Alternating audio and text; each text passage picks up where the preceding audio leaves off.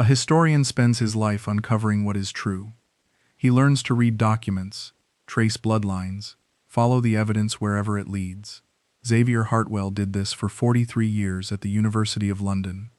He was respected, he was careful. He knew how manipulation of the historical record worked, how facts get buried, how narratives get shaped by people with an interest in a particular version of the past. And then a woman who called herself an archivist sat across from him and did exactly that to his own family. She rewrote his history. He believed every word, and it cost him £520,000 and 3 years of his life to find out that the story he had accepted about his own blood, his own name, his own identity, was a fiction she had built from nothing. The document she showed me the first time changed everything, or so I believed. It was a photocopy, slightly blurred at one edge, the way that photocopies of old materials sometimes are, of what appeared to be a colonial-era administrative record from the Philippines, circa 1902. The header bore the seal of the American colonial administration. The body of the document, in faded typewriter script, listed property transfers in a province of Luzon, and there, in the third entry on the second page, was a name, Hartwell. Not a common name, not a name you expect to find in a 1902 Philippine colonial document if your family is from Yorkshire and your grandfather was a nonconformist minister who, to the best of your knowledge, never left England. "I need you to understand," Winona said, sliding the photocopy across the table, "that I wasn't looking for this. I found it in the course of other work. I almost didn't say anything because I wasn't sure how you would receive it." I looked at the document. I turned it slightly to read the third entry more clearly. The name was there, Hartwell T.J., described as a transferring party in a land transaction involving roughly 200 hectares in a province I will not name for reasons that will become clear. "T.J. Hartwell," I said. "My great-grandfather's name was Thomas James Hartwell." "Yes," she said. "I know." At that moment, I believed I was looking at evidence that my family had a history in the Philippines that I had never known about. I was sitting across from an archivist who had, apparently, done what archivists do, found something unexpected in the record, and brought it to me with the professional care of someone who understands what historical discoveries mean to people. I was a retired historian. I had spent 43 years at the University of London teaching and researching imperial history. I knew the colonial Philippine record better than most British scholars. I had published 2 monographs on British commercial interests in Southeast Asia and contributed chapters to 3 edited volumes on colonial land policy. I should have seen it immediately. I did not see it for 3 years. Let me explain who I am, because the gap between who I am professionally and what happened to me personally is the whole story. My name is Xavier Hartwell. I am 74 years old. I was born in Leeds, grew up in London after my family moved south when I was 11, and spent my working life at SOAS, the School of Oriental and African Studies at the University of London, where I was a reader in imperial history for 31 years before being made a professor in the last 12 of my career. I retired at 70, having published extensively, supervised dozens of doctoral students, and developed what I can honestly describe as a specialist-level expertise in the archival record of British and American colonial administration in Southeast Asia. I know what colonial documents look like. I know the formats, the typefaces, the administrative structures, the sealing conventions, the terminology. I know which records survive and which were destroyed, which archives hold them, and which institutions have catalogued them incompletely. I have spent more time in colonial archives than most living scholars. I also know how false documents are constructed, because I have taught courses on the fabrication and manipulation of the historical record. I have assigned students the exercise of identifying forgeries. I have reviewed contested documents for legal proceedings and academic disputes. And I sat at a table in Manila and looked at a document that was almost certainly fabricated and believed it completely. I will come back to why. My wife, Helen, died 4 years before I went to the Philippines. We had 38 years together. She was a librarian, a woman of quiet brilliance who kept the private life running, while I occupied myself with the professional one. and whose absence restructured everything about how I lived. I have a daughter, Georgina, who is 47 and works as an architect in Bristol. We are close. She has always been honest with me, which is a quality I admire and which I have not always made easy for her to exercise. I went to the Philippines on my third research trip to Southeast Asian archives. The first two had been working trips. I was completing a paper on late colonial land policy and had material to review at archives in Manila and in the Provincial National Records Office. On the third trip, I extended my stay for 2 weeks of personal travel at the end of the working period. I was 71.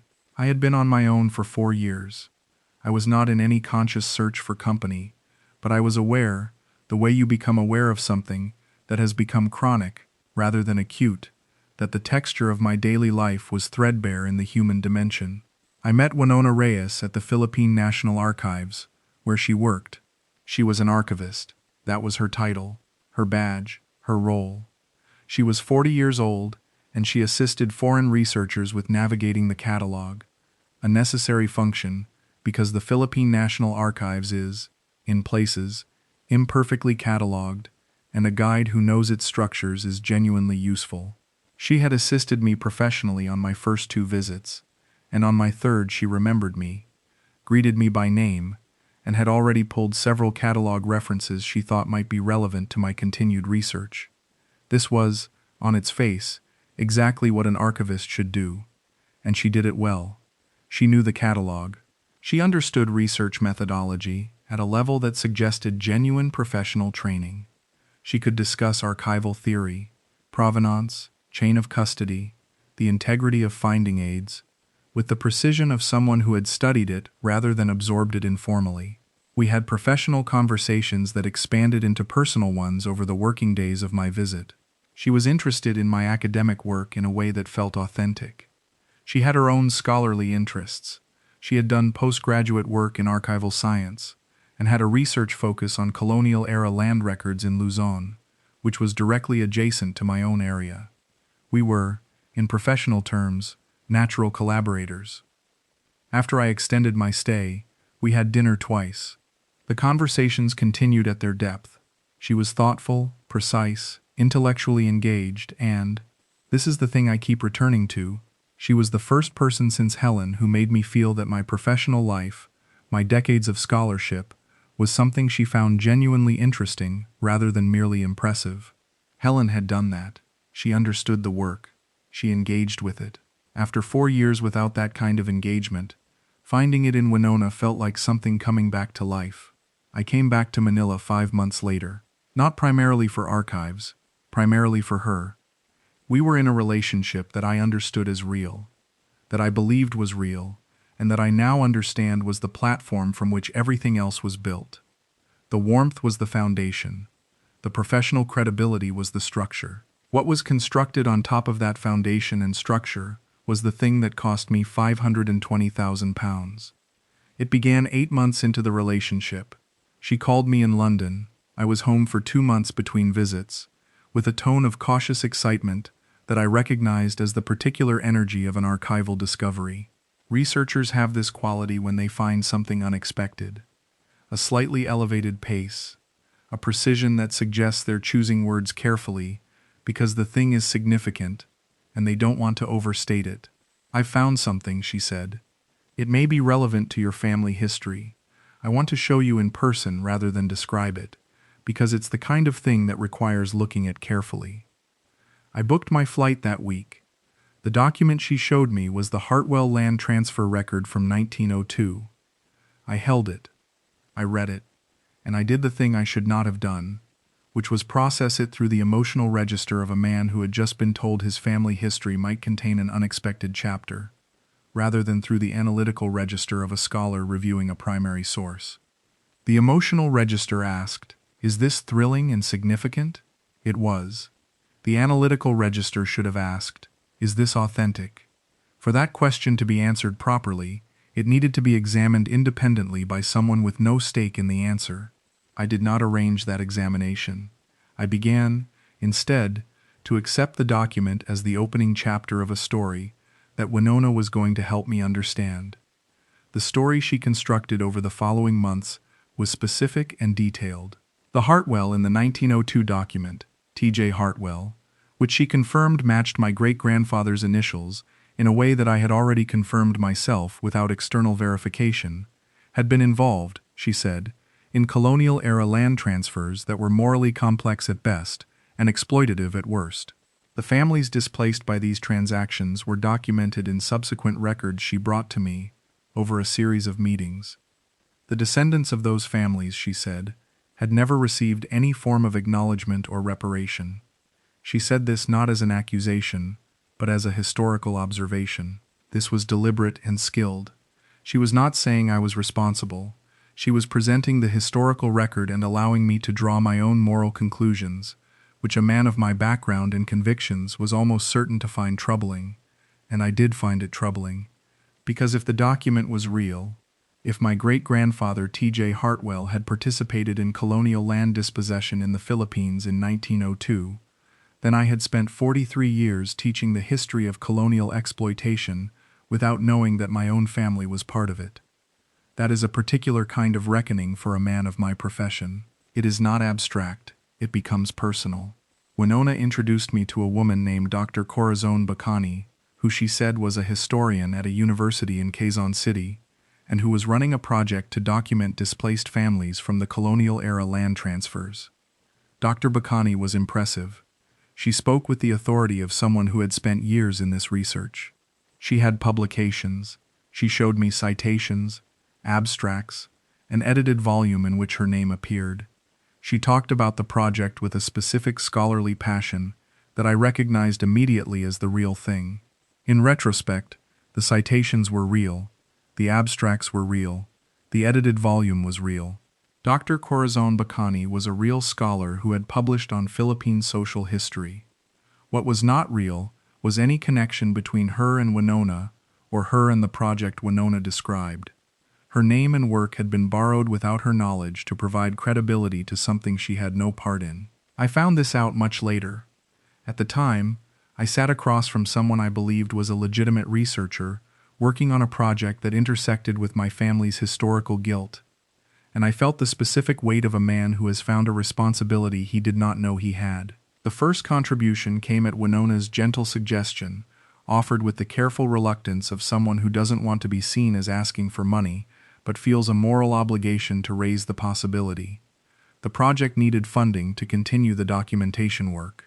There was a family identified, descendants of the families dispossessed by the 1902 transfers, who had never received any acknowledgement. Would I consider a contribution to the project's documentation fund? I contributed £22,000. Over the following 18 months, the story expanded systematically. More documents emerged, each one introduced with the same archival care, the same professional presentation, the same sense of a researcher who had found something significant and was bringing it to me because I deserved to know. The Hartwell involvement in Philippine colonial history, according to the records Winona produced, was more extensive than the initial document had suggested. There were subsequent land transactions in 1906 and 1911. There was a commercial arrangement that benefited from forced labor.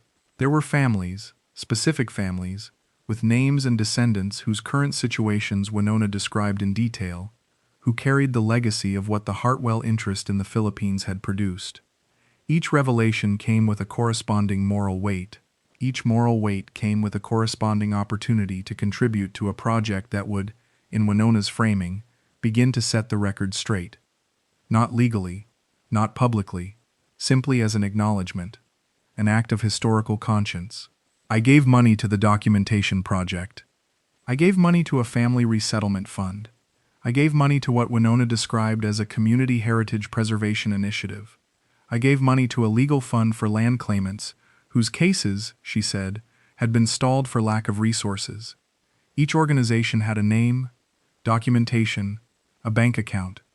Each receipt looked professional.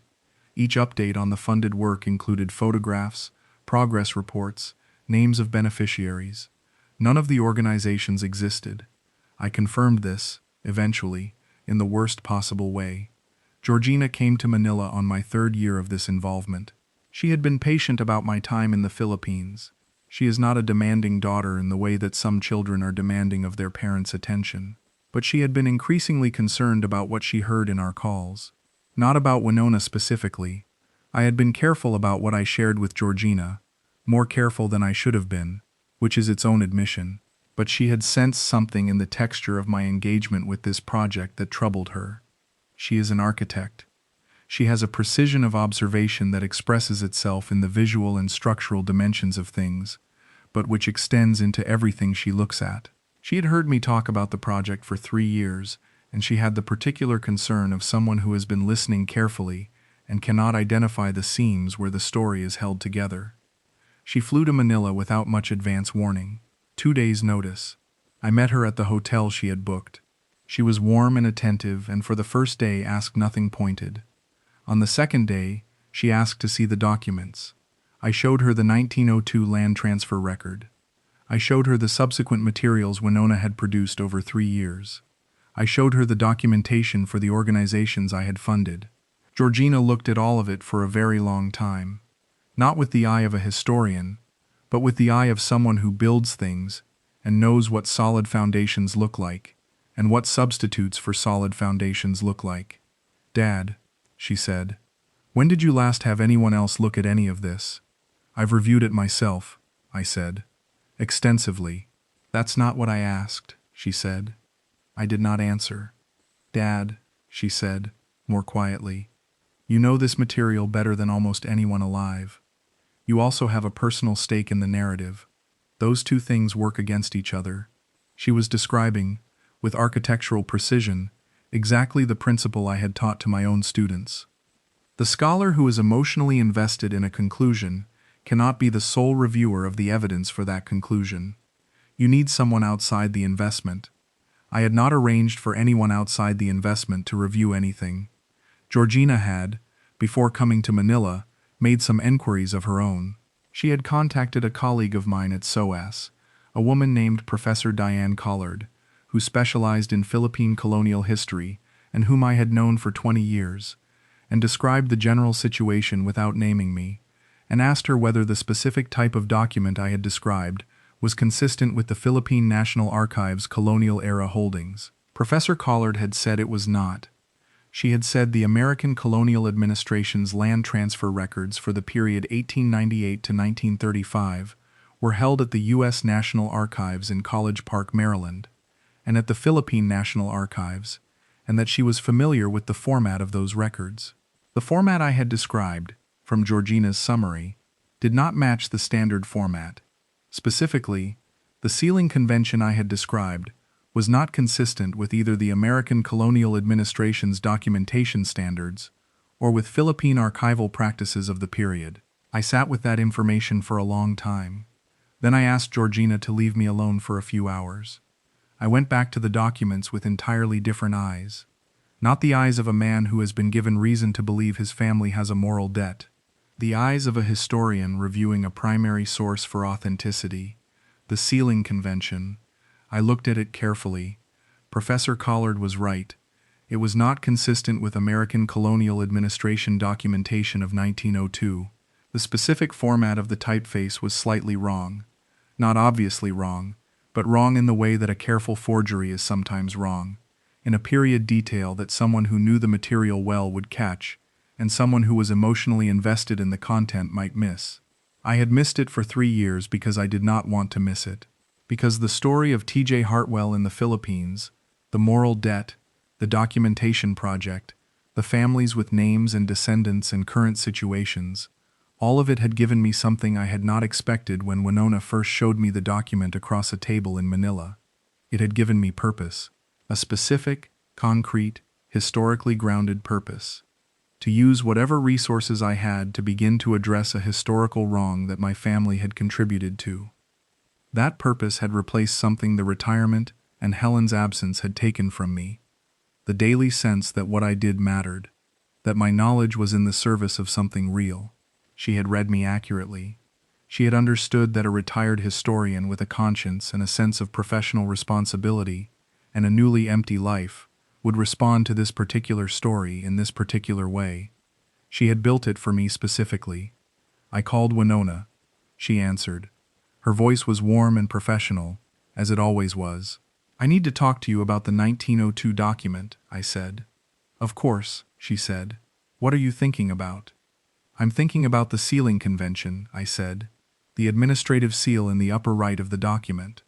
I'd like to know where in the American colonial administration's record system that seal appears. A silence.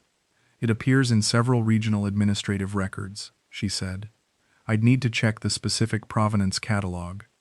I'd like you to check it now, I said, while I'm on the phone. Another silence. Longer. I may have made some errors in the attribution, she said. The document may not be exactly what I initially presented it as. Winona, I said. Silence. How many of the documents are real? I said. The silence that followed this question was the longest. When she spoke, her voice had changed. Not the warm professional voice, but something quieter and more tired. The Philippine National Archives is real, she said. My work there is real. The documents you showed me, I said, are any of them from the Philippine National Archives? She did not answer. I called Georgina into the room. I told her what Winona had said, and what she had not said. Georgina was composed in the way she becomes composed when something requires managing rather than feeling. She sat with me while I called a Manila attorney, Attorney Bernardino Cruz, recommended by the British Embassy's consular services, and described the situation. He scheduled an appointment for the next morning. Attorney Cruz's investigation, which took 6 weeks and involved the Philippine NBI and a forensic document examiner, established what I had begun to understand from the sealing convention. None of the documents Winona had produced over 3 years were authentic colonial-era records. They were forgeries, well-constructed ones, some of them, good enough to pass a non-specialist's review, and good enough to pass the review of a specialist who had allowed his emotional investment to overwhelm his critical faculty. The organizations I had funded did not exist as legal entities. The bank accounts had received my transfers and cleared them through a relay structure.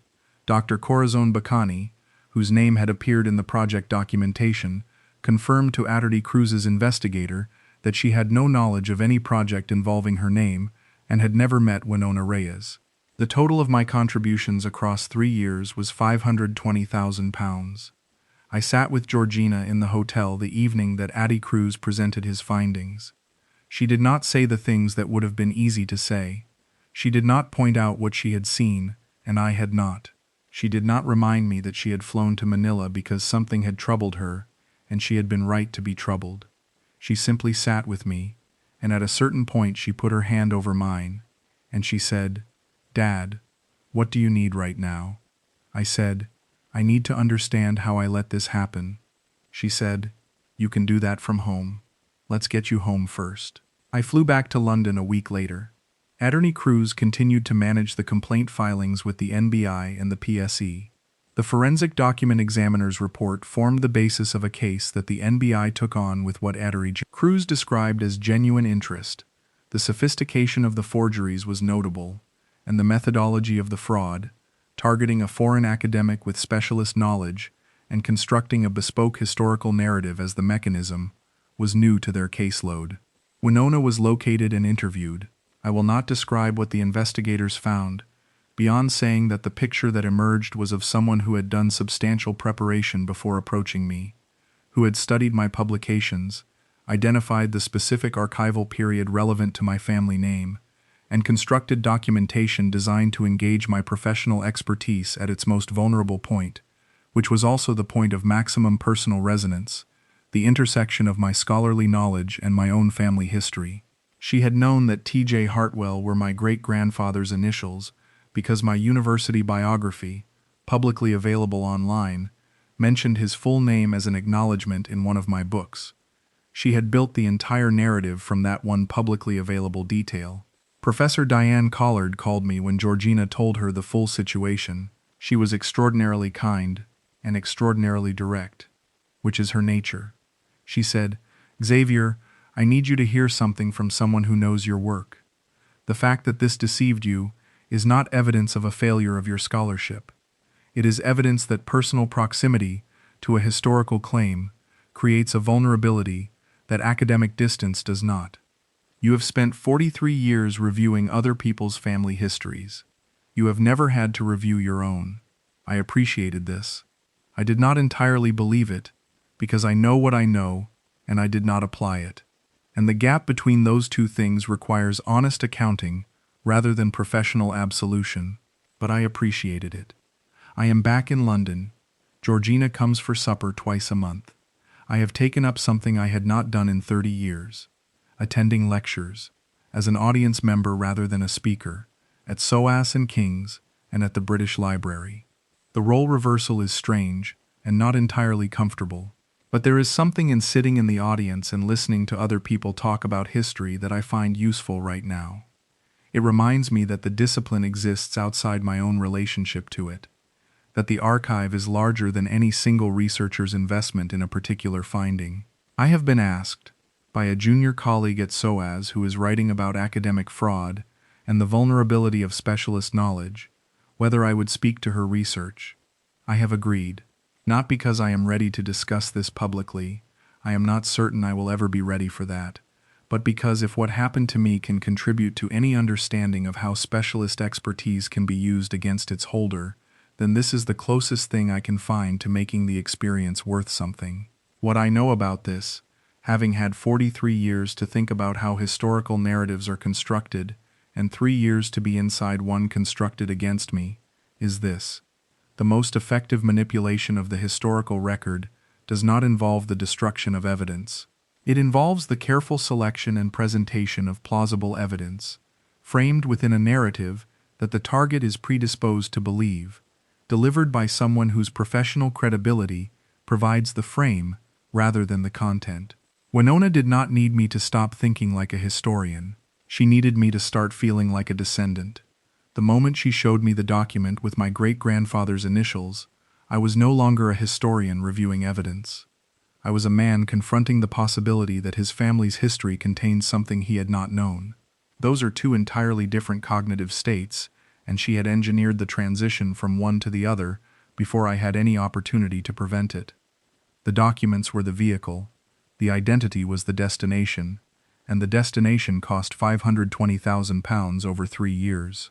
I have contacted my family, the cousins I know, the distant relatives I can trace, and verified what I always believed I knew, that T.J. Hartwell was a nonconformist minister from Yorkshire who lived and died in England and had no documented presence in the Philippines. The American colonial records for the relevant period have been searched, at my instruction, by a graduate student I supervised, who is now a research fellow at the British Library. There is no Hartwell in them. My family history is what I always understood it to be. There was no debt, there were no displaced families, there was no 1902 land transfer, there was only a document, slightly blurred at one edge, slid across a table by a woman who had studied me carefully enough to know which story I would need to believe. I believed it for 3 years. I am a historian. I know better than most people that the past is not always what we think it is, that records are incomplete, that narratives are shaped by interest, that the evidence requires scrutiny before it earns belief. I know all of that. I just forgot it, for a moment, when the story was about me. That is the last thing I want to say, not as self-punishment but as honest record. The moment the narrative became personal, the moment T.J. Hartwell's initials appeared in a document, and I felt the particular internal shift of someone whose professional and personal lives have suddenly intersected, I was no longer operating as a historian. I was operating as a man, and men, without the protective structure of professional method, are as vulnerable as anyone else to a story that answers something they need answered. I needed, in those 3 years, to feel that my knowledge had a purpose outside the lecture hall, that my life's work connected to something real and present and morally significant. Winona gave me that feeling. She sustained it for 3 years, with careful professional precision and genuine personal warmth. I grieve both the money and the feeling it gave me. The money can be accounted for, the feeling is harder to replace, but I am looking for it in better places now, in the right archives, in the right evidence, in the company of people who knew me before I needed to believe anything. That will have to be enough.